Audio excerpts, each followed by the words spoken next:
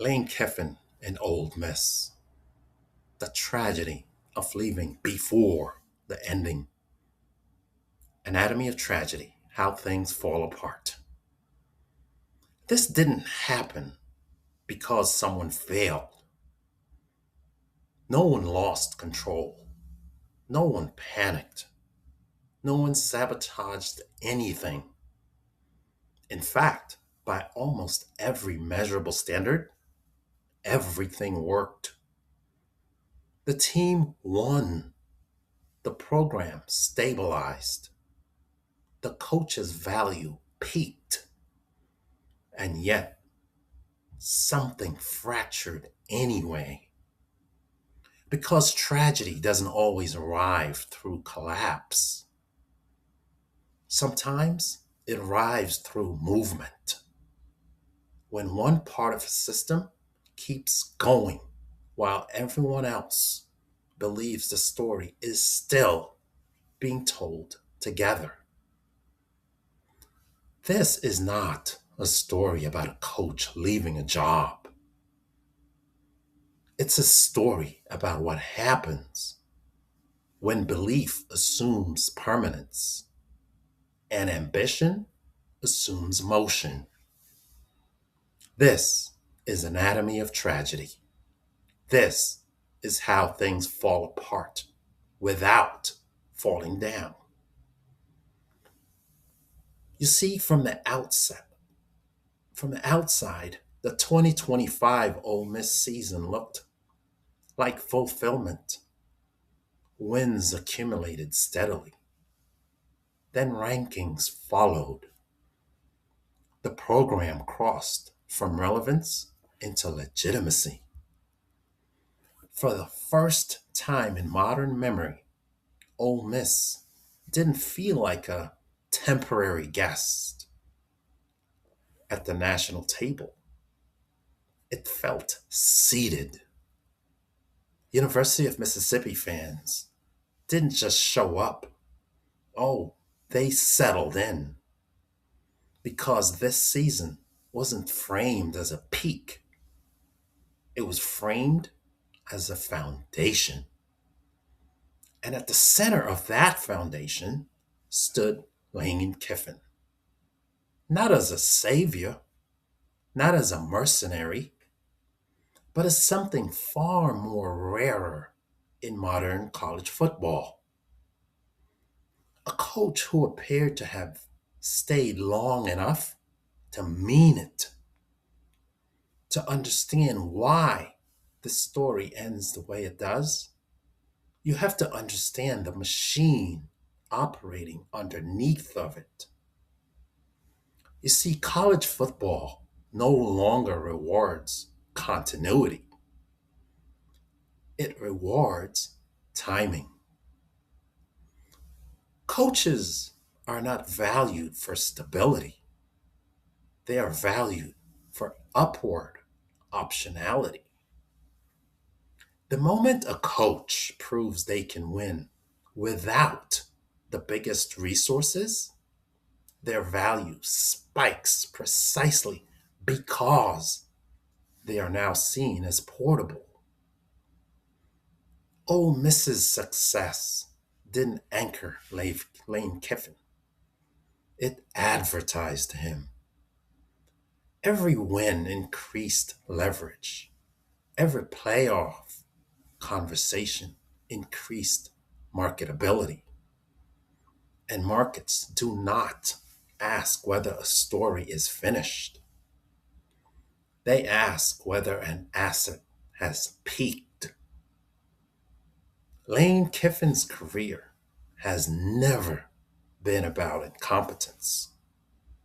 It has been about interruption. Every major stop before Ole Miss ended mid narrative. Roles outpaced readiness. Expectations outgrew structure. And identity never fully stabilized. But Oxford was different. Not because the pressure disappeared, but because the noise finally quieted.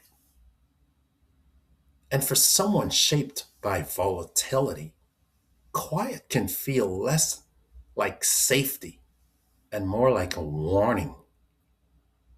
Success didn't reassure Lane Kiffin, it forced a question he'd been postponing for years. Is this who I am, or just where I am right now? Ole Miss experienced this as a betrayal because they experienced it as a relationship. The system experienced it as progression. In modern college football, this move is not exceptional. It is instructive. Programs like Ole Miss are structurally designed to develop belief. Programs like Louisiana State University are structurally designed to absorb momentum. One grows value, the other captures it, and neither sees themselves as doing anything wrong. That asymmetry is not emotional, it's architectural. Lane Kiffin didn't leave in the off season. He didn't wait for narrative closure. He left after belief had fully formed and before resolution arrived. That timing is the tragedy here. Ole Miss responded institutionally. Separation clarified, authority preserved, and continuity enforced. Pete Golding was elevated. The program moved forward. But belief does not transition cleanly. Belief requires mutual presence. And once absence enters the story, everything before it is reinterpreted. Lane Kiffin gained scale. LSU gained momentum. Ole Miss absorbed emotional fallout. The players were asked to finish a story whose author had already left the room. The fan base was asked to reconcile success with the realization that belief was provisional. But no one collapsed. And that is precisely why it hurts. Because tragedy used to announce itself, now it simply redistributes cost. Lane Kiffin did not betray Ole Miss out of malice. He did it because the pressure inside him outpaced the bonds around him. Ole Miss did not misplace its faith. It placed it where the system encourages it to be placed, on people who are rewarded for leaving.